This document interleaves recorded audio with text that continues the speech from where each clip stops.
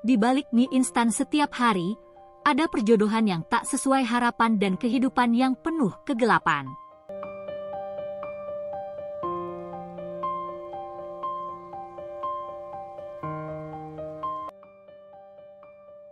Namaku Aulia.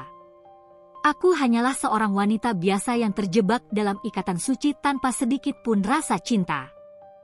Pernikahan ini bukanlah kisah indah seperti dalam dongeng, melainkan takdir yang dipaksakan oleh orang tuaku. Mereka melihat Reza sebagai pria yang sempurna, mapan, tampan, dan berwibawa. Tapi apa yang terlihat di permukaan tak selalu mencerminkan kebenaran. Di balik senyumannya yang menawan, tersembunyi sisi gelap yang perlahan merenggut kebebasanku. Aku tak pernah menyangka bahwa rumah tangga yang seharusnya menjadi tempat berlindung justru menjelma menjadi penjara tanpa jeruji.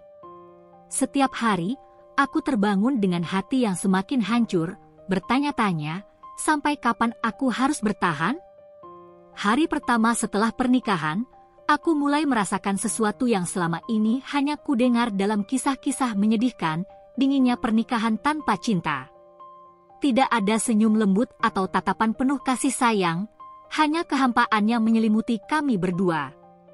Malam pertama kami sebagai suami istri, tidak ada kecanggungan yang manis seperti dalam novel romantis, tidak ada obrolan penuh tawa atau percakapan hangat tentang masa depan. Yang ada hanyalah keheningan yang begitu mencekik.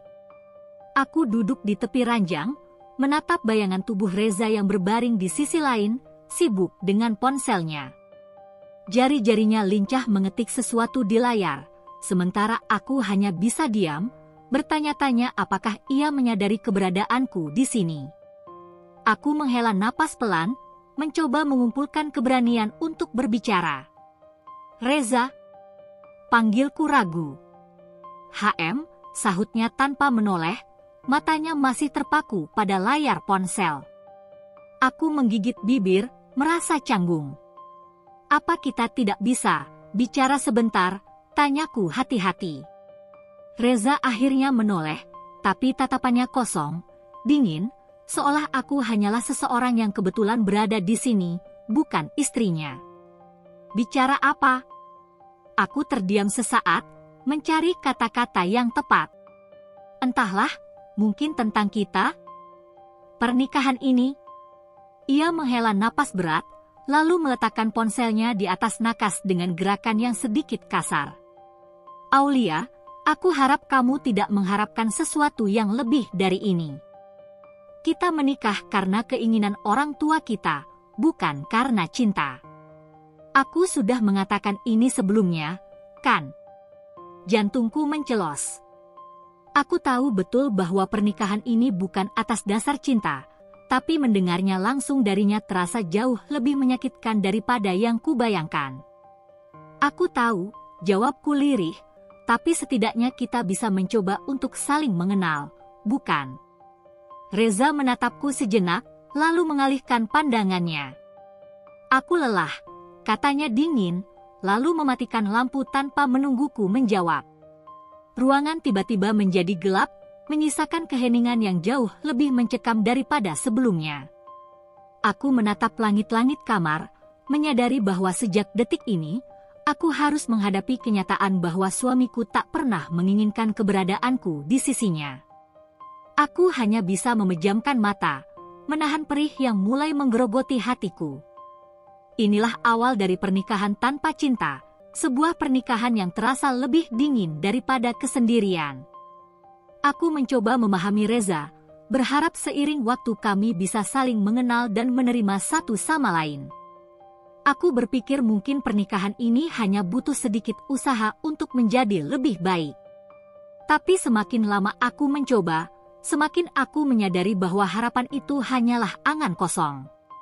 Reza bukan hanya pria yang dingin, tapi juga begitu perhitungan dalam hal uang. Setiap kali aku meminta uang belanja, ia selalu mengernyit, seolah aku sedang meminta sesuatu yang tidak seharusnya. Suatu pagi, saat aku melihat isi dapur yang hampir kosong, aku memberanikan diri untuk berbicara dengannya. Ia baru saja bersiap hendak berangkat kerja ketika aku menghampirinya di meja makan. Reza, uang belanja bulan ini hampir habis. Aku butuh sedikit tambahan untuk beli bahan makanan, ujarku hati-hati. Reza, yang sedang merapikan dasinya di depan cermin, melirikku sekilas. Habis? Kan baru minggu lalu aku kasih. Aku menelan ludah, berusaha tetap tenang. Itu tidak cukup, Reza. Aku hanya bisa membeli beberapa bungkus mie instan dan sedikit sayur. Bahkan beras saja hampir habis. Ia berbalik menatapku, lalu menghela napas panjang dengan wajah kesal. Kamu ini boros sekali, Aulia. Aku kan sudah memberimu uang. Harusnya cukup kalau kamu atur dengan baik. Aku menatapnya dengan tidak percaya. Boros? Reza, aku hanya beli kebutuhan dasar. Kamu tahu aku bahkan tidak pernah membeli sesuatu untuk diriku sendiri. Kalau memang tidak cukup, ya kurangi saja pengeluarannya. Makan yang sederhana, tidak usah macam-macam, katanya santai, lalu meraih jasnya. Aku mengepalkan tangan, menahan emosi yang mulai memuncak. Makan sederhana? Aku bahkan hanya makan mie instan setiap hari sementara kamu enak-enakan makan di luar. Reza menatapku tajam, seolah tidak suka dengan nada suaraku yang mulai meninggi. Itu urusanku. Aku yang kerja, aku yang berhak menentukan uang ini dipakai untuk apa, katanya dingin. Hatiku mencelos. Aku tidak meminta kemewahan, aku hanya ingin hidup layak sebagai seorang istri. Tapi bagi Reza, aku hanyalah beban yang tidak berhak mendapatkan lebih dari yang ia anggap cukup.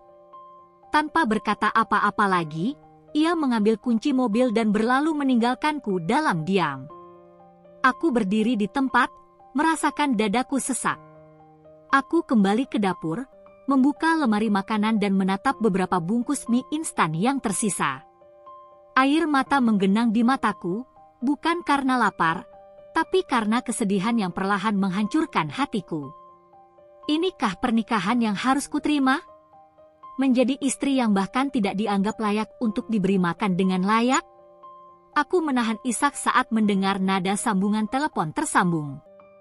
Sejak tadi, aku ragu untuk menelepon ibu, takut jika aku malah dianggap berlebihan. Tapi dada ini terasa begitu sesak. Aku butuh seseorang untuk mendengarkan keluh kesahku. Iya, Aulia? Ada apa, nak? Suara ibu terdengar lembut di seberang sana, membuat air mataku yang sejak tadi kutahan akhirnya jatuh tanpa bisa dibendung lagi. Ibu. Suaraku bergetar, aku nggak kuat. Reza, dia, aku terisak sebelum bisa menyelesaikan kalimatku. Kamu kenapa, sayang? Ada masalah apa dengan Reza? Aku menarik napas dalam-dalam, mencoba menenangkan diri. Bu, aku nggak bahagia. Reza nggak pernah peduli sama aku. Dia dingin, nggak pernah menganggap aku ada. Bahkan untuk makan sehari-hari saja, aku harus mengirit sampai hanya bisa makan mie instan. Dia pelit, Bu. Aku merasa seperti orang asing di rumah sendiri. Hening.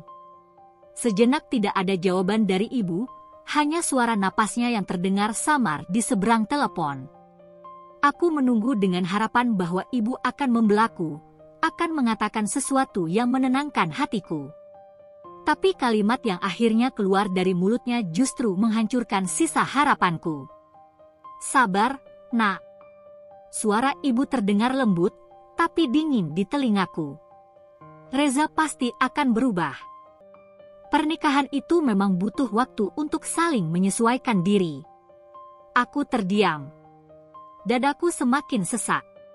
Tapi, Bu, aku benar-benar nggak sanggup. Setiap hari aku merasa seperti nggak dianggap istri. Aku sudah coba sabar, tapi Reza nggak pernah berubah. Aku berusaha meyakinkan ibu, berharap setidaknya kali ini ia akan berpihak padaku. Nak, kamu itu perempuan. tugas istri memang bersabar. Jangan terlalu banyak mengeluh. Reza itu laki-laki baik, dia punya pekerjaan bagus, dia mapan. Kamu harus bersyukur sudah menikah dengan pria seperti dia, kata ibu, seolah mengabaikan semua yang baru saja kuceritakan. Aku bisa merasakan air mataku jatuh lebih deras. Bu, aku bukan cuma butuh suami yang mapan. Aku butuh suami yang menghargai aku, suaraku hampir memohon. Nak, jangan berlebihan. Semua pernikahan pasti ada ujiannya. Jangan buat malu keluarga dengan mengeluh terus. Sabar, ya. Nanti lama-lama dia pasti berubah, jawab ibu lagi, dengan nada yang sama, sebuah jawaban yang tidak benar-benar peduli. Aku merasakan hatiku hancur. Semua ketakutanku seolah menjadi nyata, tidak ada yang akan membelaku. Tidak ada yang akan menolongku keluar dari pernikahan ini. Saat telepon berakhir, aku terduduk lemas di lantai. Tidak ada tempat untuk mengadu. Tidak ada bahu untuk bersandar. Aku terjebak dalam pernikahan tanpa cinta, tanpa perhatian, tanpa jalan keluar. Dan yang lebih menyakitkan, keluargaku sendiri menutup mata atas penderitaanku. Hari demi hari berlalu, dan aku mulai merasa seperti bayangan di rumahku sendiri. Reza semakin dingin, semakin jauh, seakan kehadiranku tidak berarti apa-apa. Bahkan sekadar menanyakan apakah aku sudah makan atau belum pun tidak pernah ia lakukan. Setiap pagi, ia bangun lebih awal, bersiap tanpa sepatah kata pun, lalu pergi sebelum aku sempat mengucapkan selamat pagi. Pulangnya pun selalu larut, terkadang membawa bau parfum wanita asing yang samar namun menusuk hidungku. Aku ingin bertanya, ingin menuntut jawaban, tapi untuk apa? Dia bahkan tidak peduli jika aku hidup atau mati. Aku mulai merasakan tubuhku melemah. Sudah berhari-hari aku hanya mengandalkan mie instan dan air putih. Kepala sering pusing, tubuhku gemetar setiap kali berdiri terlalu lama, dan jantungku sering berdetak lebih kencang dari biasanya. Aku tahu ini bukan sekadar kelelahan, tapi tubuhku benar-benar kekurangan gizi. Suatu malam, aku memutuskan untuk mencoba berbicara dengannya lagi. Meski harapanku sudah hampir habis, aku tetap ingin berusaha. Ketika ia akhirnya pulang, hampir tengah malam, aku memberanikan diri berdiri di depan pintu kamar. Reza, bisa kita bicara sebentar? Dia menatapku sekilas, matanya penuh kejengahan. Aku capek, Aulia, jawabnya dingin, berjalan melewatiku begitu saja. Aku menahan napas, mencoba menekan perasaan sakit di dadaku. Aku tahu kamu capek, tapi aku benar-benar butuh bicara denganmu. Reza mendesah kasar dan melempar jasnya ke sofa. Apalagi sekarang? Aku menelan ludah, mencoba menenangkan gemetar di tubuhku. Aku merasa tubuhku semakin lemah. Aku sering pusing, jantungku berdebar kencang, dan aku bahkan hampir pingsan tadi pagi, ucapku dengan suara lirih. Dia hanya menatapku tanpa ekspresi, seolah aku sedang membicarakan sesuatu yang tidak penting. Aku butuh makan yang lebih layak, Reza. Aku tidak bisa terus bertahan hanya dengan mie instan dan air putih. Tolong! Aku mencoba menjaga suaraku agar tetap tenang, meski air mata sudah menggenang di pelupuk mata. Reza tertawa sinis. Jadi sekarang kamu mau menyalahkan aku karena kamu gak bisa mengatur uang belanja. Aku memandangnya tidak percaya. Aku bukan menyalahkanmu, aku hanya meminta sedikit perhatian darimu. Aku istrimu, Reza. Bukankah sudah sewajarnya suami memastikan istrinya tidak kelaparan? Dia mengerutkan kening, tampak kesal. Jangan drama, Aulia. Kamu masih hidup, kan? Berarti kamu masih bisa makan, katanya enteng, lalu berjalan menuju kamar tanpa menunggu jawabanku. Aku berdiri terpaku, dada terasa sesak. Aku menggigit bibir untuk menahan isakan yang hampir pecah. Sejak kapan aku berubah menjadi orang yang harus memohon untuk sekedar tidak kelaparan? Sejak kapan aku menjadi seseorang yang keberadaannya lebih rendah dari benda mati di rumah ini? Aku melangkah perlahan ke dapur, membuka lemari makanan. Masih ada 1 bungkus mie instan tersisa. Dengan tangan gemetar, aku merebus air dan menuangkan bumbu ke dalam mangkuk. Saat aku duduk di kursi, menatap uap yang mengepul dari mie yang hampir habis kubagi dengan air agar terasa lebih banyak, aku sadar, aku tidak hanya kelaparan secara fisik, tapi juga secara emosional. Aku kelaparan akan perhatian, akan kasih sayang, akan pengakuan bahwa aku ada. Dan lebih buruknya lagi, aku sadar, aku mungkin akan terus seperti ini. Sebuah bayangan di rumahku sendiri, yang perlahan-lahan menghilang tanpa ada yang peduli. Hari itu, aku tidak pernah menyangka akan menemukan sesuatu yang benar-benar menghancurkan sisa harapanku terhadap pernikahan ini. Reza baru saja pulang larut seperti biasa. Setelah masuk ke kamar, ia melempar ponselnya ke atas kasur, lalu langsung masuk ke kamar mandi tanpa sedikit pun menatapku. Aku hanya diam, sudah terbiasa dengan sikap acuhnya. Namun, saat aku melihat layar ponselnya menyala karena sebuah notifikasi, sesuatu dalam diriku mendesakku untuk melihat. Aku tidak ingin menjadi istri yang curiga tanpa alasan, tapi firasatku mengatakan ada sesuatu yang tidak beres. Dengan tangan gemetar, aku meraih ponselnya dan membaca pesan yang muncul di layar. "Sayang, aku kangen. Kapan kita bisa bertemu lagi?" Darahku berdesir. Aku menelan ludah, lalu membuka pesan itu sepenuhnya. Percakapan itu panjang, lebih panjang dari yang kuharapkan. Aku membaca satu persatu kata-kata yang tertulis di sana, merasakan dadaku semakin sesak setiap kali mataku menangkap panggilan sayang yang mereka gunakan dengan begitu akrab. "Kamu gak rindu aku?" "Tentu saja, sayang. Kamu selalu ada di pikiranku. Aku ingin kita seperti dulu lagi." "Aku juga. Kita bertemu besok, ya?" Tangan dan kakiku terasa lemas. Napasku memburu, kepalaku berdenyut hebat. Aku menggulir layar lebih jauh, mencari tahu siapa wanita ini. Dan saat aku menemukan namanya, aku hampir tak percaya. Nadine. Mantan kekasih Reza. Wanita yang dulu sering disebutnya sebagai cinta sejati. Aku mendengar suara pintu kamar mandi terbuka. Dengan cepat, aku meletakkan kembali ponselnya di tempat semula dan berpura-pura sibuk merapikan selimut. Jantungku masih berdebar kencang saat Reza keluar dengan handuk melilit pinggangnya. Aku ingin bertanya. Aku ingin menuntut penjelasan. Tapi bibirku terasa terkunci. Reza mengambil ponselnya, membuka layarnya, lalu tersenyum tipis. Senyum yang selama ini tak pernah ia berikan padaku. Tapi senyum itu bukan untukku. Itu senyum yang muncul setelah membaca pesan dari wanita lain. Hatiku terasa remuk. Aku ingin menangis, ingin berteriak, ingin meluapkan semua rasa sakit ini. Tapi aku tahu, itu tidak akan mengubah apapun. Aku menatapnya yang kini duduk di depan cermin, mengetik balasan dengan wajah tenang.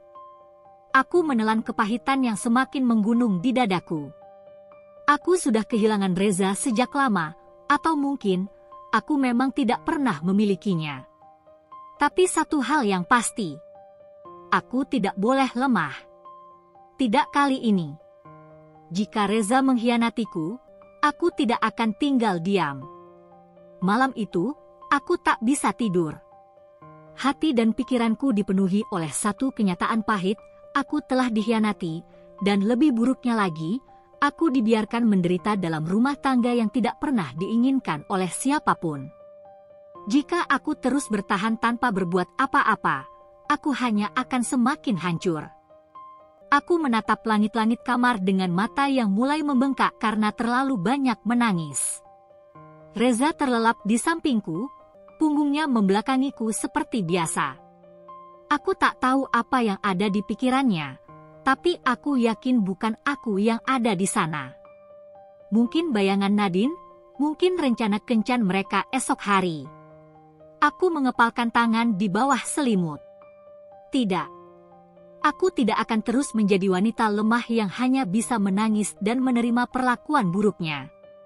Aku harus melakukan sesuatu. Aku harus menemukan cara untuk pergi dari neraka ini, atau setidaknya berdiri di atas kakiku sendiri. Keesokan harinya, setelah Reza pergi bekerja, aku membuka lemari kecil tempat aku menyimpan uangku. Jumlahnya tidak banyak, hanya sisa dari pemberian orang tuaku sebelum pernikahan ini. Reza hampir tidak pernah memberiku uang lebih dari sekedar kebutuhan dasar, jadi tabunganku sangat terbatas. Tapi ini lebih baik daripada tidak sama sekali. Aku duduk di meja dapur, memikirkan apa yang bisa kulakukan. Aku tidak bisa keluar rumah dan bekerja dengan bebas, Reza pasti akan bertanya-tanya. Tapi aku bisa mulai dari sesuatu yang kecil, sesuatu yang bisa kulakukan dari rumah. Lalu, ide itu muncul. Aku ingat aku cukup pandai membuat kue. Dulu, sebelum menikah, aku sering membantu ibu membuat kue kering setiap lebaran. Orang-orang selalu memuji hasil buatanku. Mungkin, aku bisa memulai sesuatu dari sana. Dengan uang yang ada, aku pergi ke pasar membeli bahan-bahan yang diperlukan. Aku memutuskan untuk mencoba membuat beberapa toples kue kering dan menjualnya secara online. Aku tahu ini mungkin terdengar sederhana, tapi setidaknya ini adalah langkah awal. Malamnya, setelah Reza kembali, aku menyembunyikan semua bahan-bahan itu di lemari dapur. Aku tidak ingin dia tahu rencanaku. Aku tahu betul bahwa dia tidak akan mendukungku. Hari-hari berikutnya, aku mulai bekerja secara diam-diam. Setiap kali Reza pergi, aku mulai memanggang kue dan memotret hasilnya. Aku membuat akun media sosial dan mulai menawarkan jualanku ke beberapa kenalan. Butuh waktu, tapi sedikit demi sedikit, pesanan mulai datang. Aku merasakan sesuatu yang sudah lama hilang dalam hidupku, semangat. Aku sadar, jalan ini tidak akan mudah. Tapi satu hal yang pasti, aku tidak akan lagi hanya menjadi istri yang ditinggalkan dan diabaikan. Aku harus membuktikan pada diri sendiri bahwa aku masih bisa bertahan. Aku tidak tahu apa yang akan terjadi esok hari. Tapi untuk pertama kalinya dalam waktu yang lama, aku merasa memiliki kendali atas hidupku sendiri. Konflik 7, berjuang tanpa dukungan. Pagi itu, seperti biasa, aku bangun lebih awal. Tapi kali ini bukan untuk sekedar menyiapkan sarapan untuk Reza, yang sering kali tidak disentuhnya, melainkan untuk menyiapkan kue-kue pesananku. Tanganku lincah menguleni adonan, mencetaknya dengan hati-hati, lalu memasukkannya ke dalam oven. Aroma manis mulai menyebar di seluruh dapur, memberiku sedikit kehangatan di tengah dinginnya rumah ini. Aku tersenyum kecil. Ini bukan hanya soal uang, ini tentang membuktikan pada diriku sendiri bahwa aku masih bisa berdiri di atas kakiku. Suara langkah kaki terdengar dari arah kamar. Reza baru saja bangun. Aku menegakkan punggung dan berusaha terlihat biasa saja saat dia melangkah ke dapur dengan wajah mengantuk. "Apa yang kamu lakukan pagi-pagi begini?" tanyanya, suaranya serak dan penuh kejengahan. Aku menoleh sekilas. Membuat kue. Aku sedang mencoba berjualan online. Alisnya langsung berkerut. Berjualan? Tanyanya sinis. Buat apa? Aku menarik napas, berusaha tetap tenang. Aku hanya ingin punya penghasilan sendiri, Reza. Aku tidak ingin terus bergantung padamu. Dia tertawa kecil, tapi tawa itu bukan tawa bahagia. Lebih seperti ejekan. Penghasilan sendiri? Memangnya kamu bisa dapat berapa dari jualan kue? jangan buang waktumu untuk hal nggak penting, Aulia. Aku mengepalkan tangan di bawah meja. Aku tidak meminta uangmu, Reza. Aku hanya ingin mencoba. Dia mengambil secangkir kopi tanpa menjawab, lalu menyesapnya dengan santai. Terserah kamu. Tapi jangan sampai ini mengganggu pekerjaan rumah. Aku tidak mau pulang ke rumah yang berantakan hanya karena kamu sibuk main-main dengan bisnis kecilmu itu. Hatiku mencelos. Aku sudah menduga dia tidak akan mendukungku, tapi tetap saja, kata-katanya terasa menyakitkan. Aku ingin marah, ingin membalas ucapannya, tapi untuk apa? Reza tidak akan pernah mengerti. Jadi, aku memilih diam. Setelah dia pergi bekerja, aku kembali fokus pada pekerjaanku. Aku mulai mengemas kue-kue ke dalam toples, memastikan semuanya terlihat menarik sebelum memotret dan mengunggahnya ke media sosial. Pesanan pertamaku datang dari seorang teman lama. Aku tersenyum kecil, ini mungkin bukan sesuatu yang besar, tapi ini adalah langkah awal. Hari-hari berikutnya, aku semakin sibuk. Pesanan mulai berdatangan, meski tidak banyak, tapi cukup untuk memberiku semangat.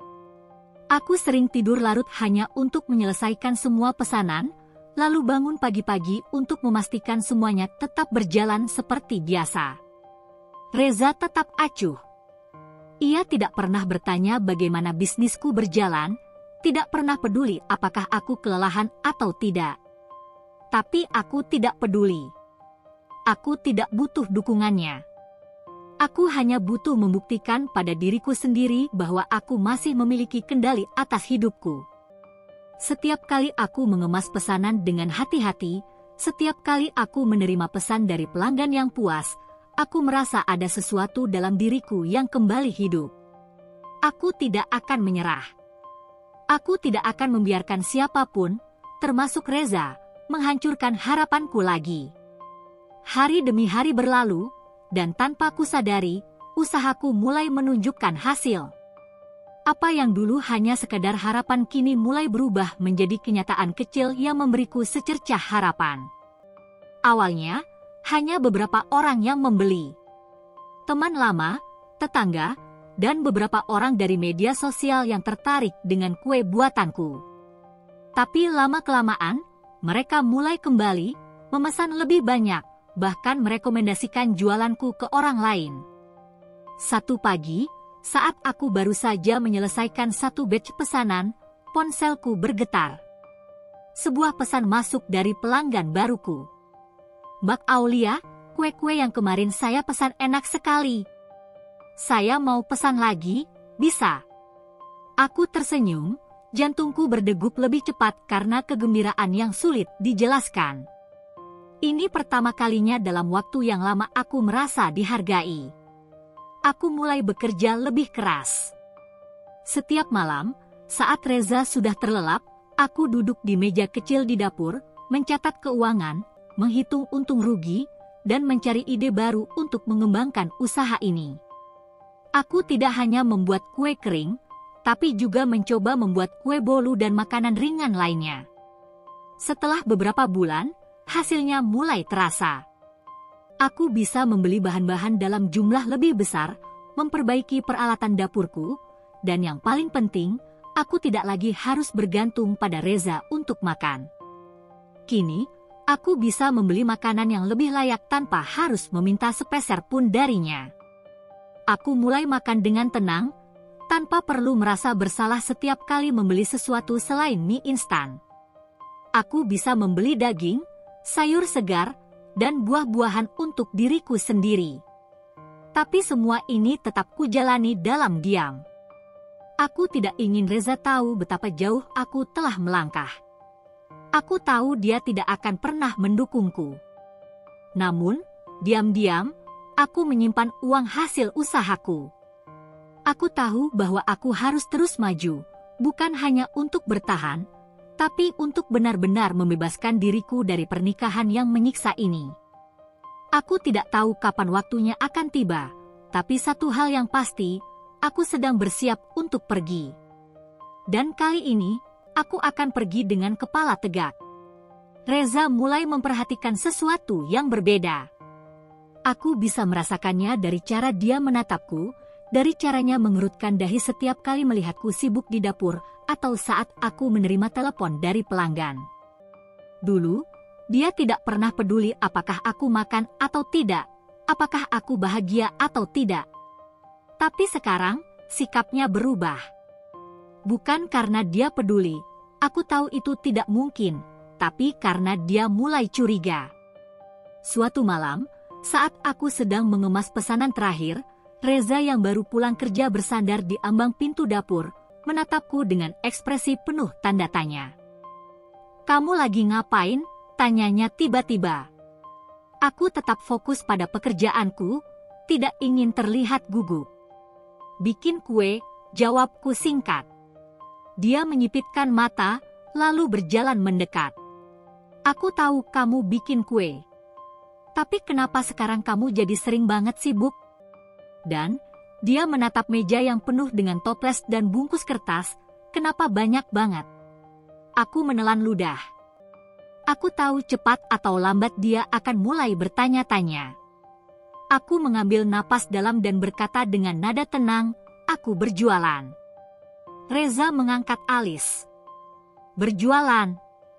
Dia tertawa kecil, tapi kali ini terdengar lebih dingin. "Jadi itu alasan kenapa kamu gak pernah minta uang lagi sama aku?" Aku menoleh ke arahnya, mencoba membaca ekspresi di wajahnya. Apakah dia marah? Kesal? Atau merasa terancam?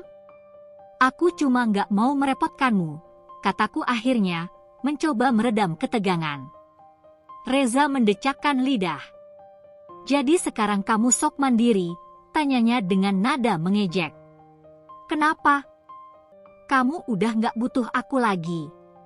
Aku menggigit bibir, menahan emosi yang mulai memuncak. Aku ingin berteriak bahwa sejak awal dia memang tidak pernah benar-benar ada untukku. Tapi aku menahan diri. Aku tidak boleh gegabah. "Aku hanya ingin punya sesuatu untuk diriku sendiri," jawabku pelan. Dia terdiam sesaat, lalu mendekat. Tatapannya tajam, penuh kecurigaan. "Jangan bilang ini ada hubungannya sama laki-laki lain," tuduhnya tiba-tiba. Aku menatapnya dengan tidak percaya. "Apa? Jangan pura-pura polos, Aulia. Kamu tiba-tiba berubah, jadi sibuk sendiri, gak lagi tergantung sama aku." Dia mendekat lebih jauh, membuatku mundur sedikit. "Jangan-jangan kamu selingkuh?" Aku tertawa kecil, tapi bukan karena lucu, lebih karena sakit hati yang sudah tidak tertahankan. "Kamu bercanda, kan?" Aku mendongak menatapnya. "Kamu menuduhku selingkuh, sementara kamu sendiri yang diam-diam bertemu dengan mantanmu." Ekspresi Reza berubah seketika. Rahangnya mengeras, matanya berkedip cepat seolah sedang mencari alasan untuk membela diri. Tapi aku tidak memberinya kesempatan. "Aku tahu, Reza." Suaraku bergetar, bukan karena takut, tapi karena amarah yang selama ini kutekan.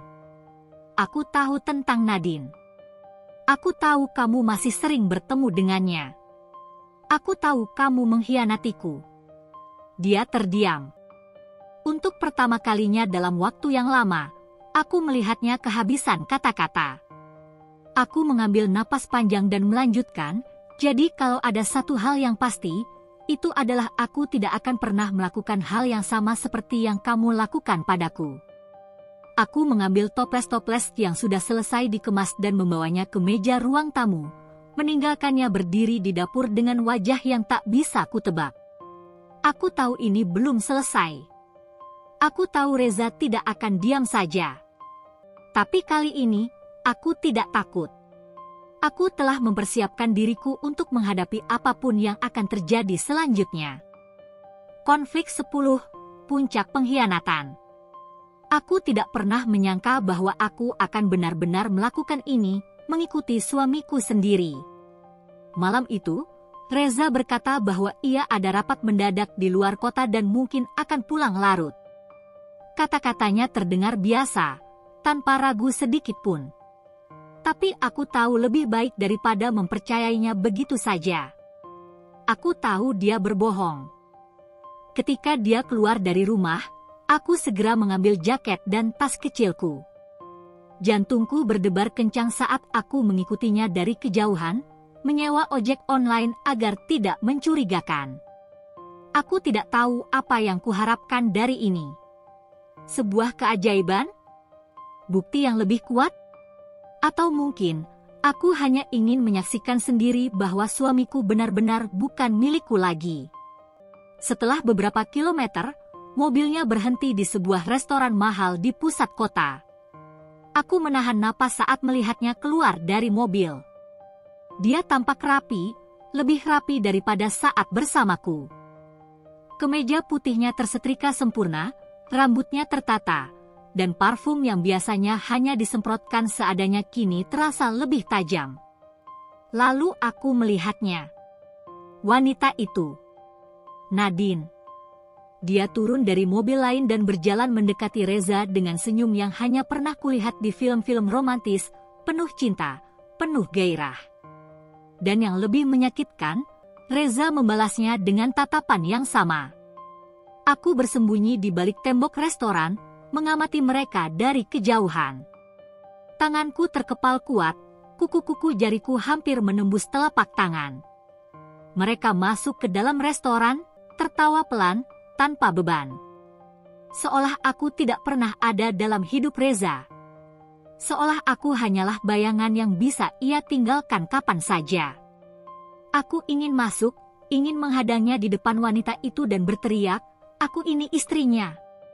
Aku ingin menampar wajah penuh kebohongannya. Tapi aku tidak melakukannya.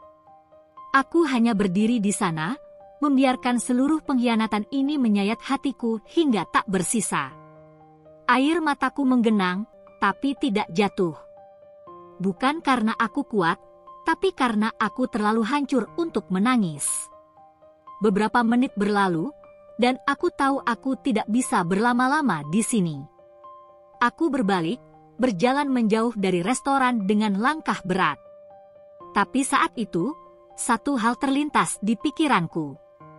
Aku tidak bisa terus begini.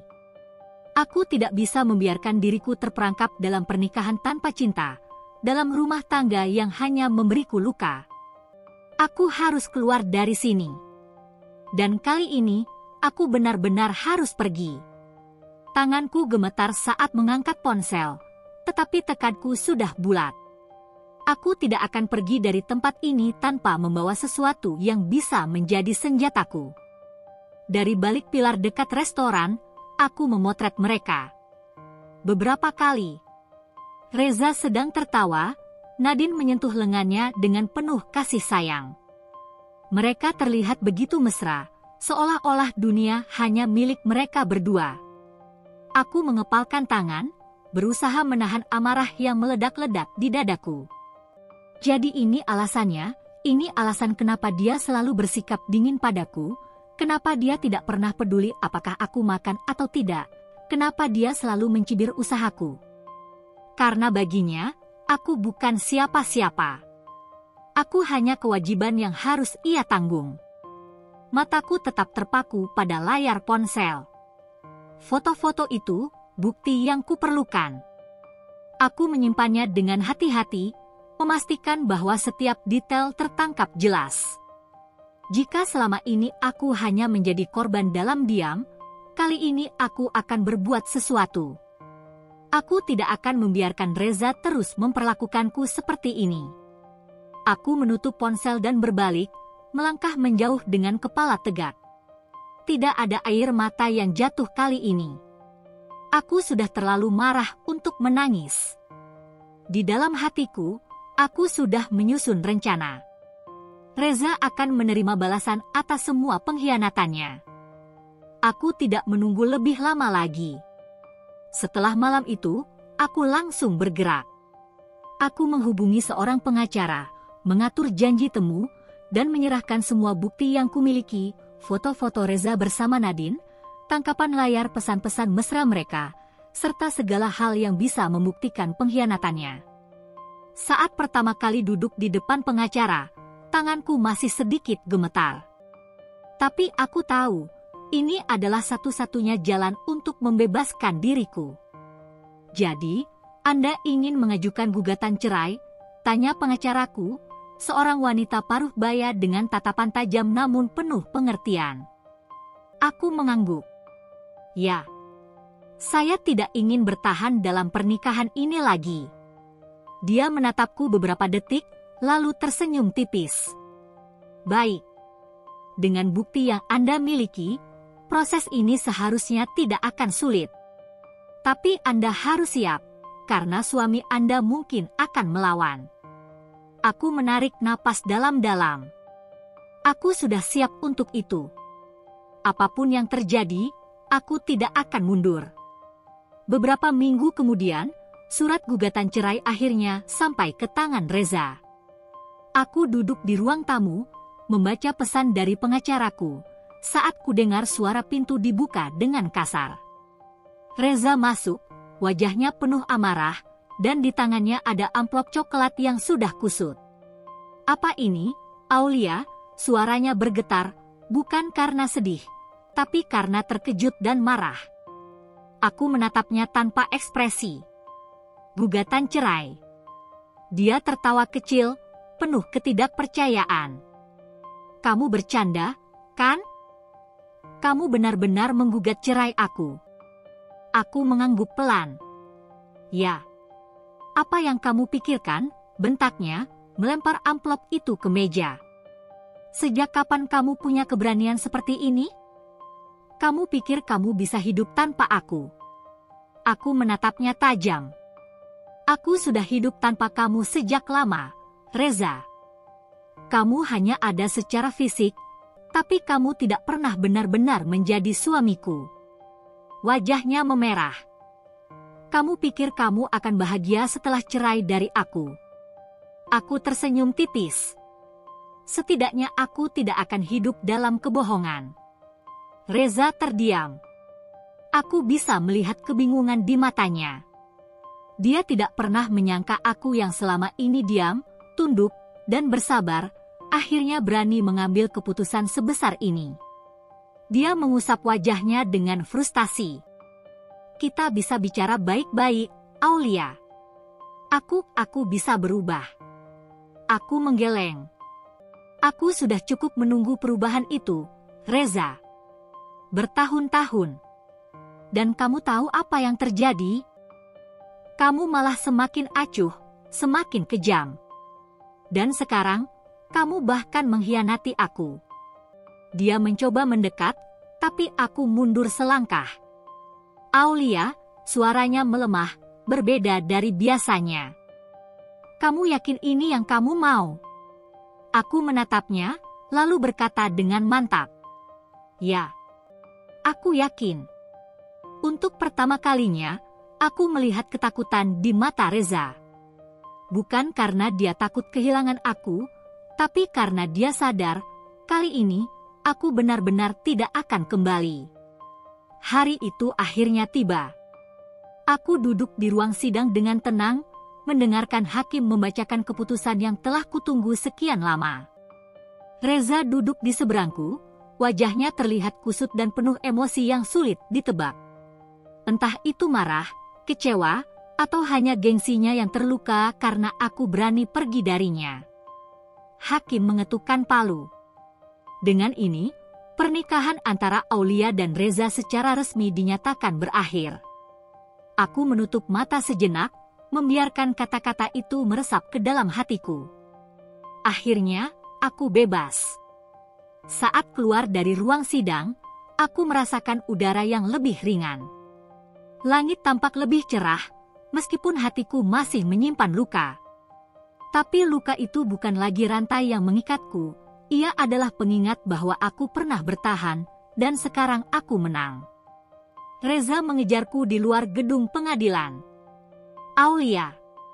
Aku berbalik, menatapnya tanpa rasa gentar. Kamu benar-benar pergi, Suaranya tidak setegas biasanya. Aku mengangguk. Ya, Reza. Aku sudah pergi sejak lama, hanya tubuhku saja yang masih ada di rumah itu. Dia terdiam. Untuk pertama kalinya, aku melihatnya tidak tahu harus berkata apa. Aku menghela napas panjang. Terima kasih, Reza, ucapku pelan. Dia mengernyit. Untuk apa? Aku tersenyum tipis. Untuk membuatku sadar bahwa aku lebih kuat dari yang aku kira. Tanpa menunggu jawabannya, aku berbalik dan melangkah pergi. Aku tidak membawa banyak barang, hanya satu koper berisi pakaian dan dokumen penting. Tapi aku membawa sesuatu yang jauh lebih berharga. Harga diriku. Saat langkahku menjauh dari gedung pengadilan, aku tahu bahwa ini bukan hanya akhir dari pernikahan yang menyiksa. Ini adalah awal dari hidup yang benar-benar milikku. Aku tidak tahu apa yang akan terjadi selanjutnya, tapi satu hal yang pasti, aku tidak akan pernah lagi membiarkan diriku terjebak dalam ketidakbahagiaan. Aku akhirnya bebas. Kemenangan sejati. Aku menatap keluar jendela kafe kecil tempatku kini sering menghabiskan waktu. Aroma kopi yang hangat memenuhi udara, bercampur dengan tawa pelanggan yang menikmati hari mereka. Aku tersenyum, menikmati setiap detik kebebasan yang kini menjadi milikku. Aku tidak lagi makan mie instan setiap hari. Tidak lagi terjebak dalam rumah yang terasa seperti penjara. Tidak lagi hidup dalam bayang-bayang seseorang yang tidak pernah mencintaiku. Usahaku berkembang pesat. Aku kini memiliki pelanggan setia, bahkan sudah bisa menyewa tempat kecil untuk memproduksi lebih banyak makanan. Aku bekerja keras, tetapi kali ini, aku bekerja untuk kebahagiaanku sendiri, bukan untuk membuktikan diriku kepada siapapun. Aku menyesap kopi pelan, membiarkan kehangatannya mengalir dalam tubuhku. Ini adalah hidup yang selama ini kurindukan. Hidup tanpa ketakutan, tanpa air mata yang jatuh karena seseorang yang tidak pantas. Aku telah membuktikan sesuatu, bahwa aku bisa berdiri sendiri. Aku tidak butuh pria pelit dan pengkhianat seperti Reza untuk bertahan. Aku telah melalui neraka, dan sekarang aku berada di surga kecil yang kuciptakan sendiri. Hidupku baru saja dimulai. Dan kali ini, aku akan menjalaninya dengan penuh semangat dan kebahagiaan.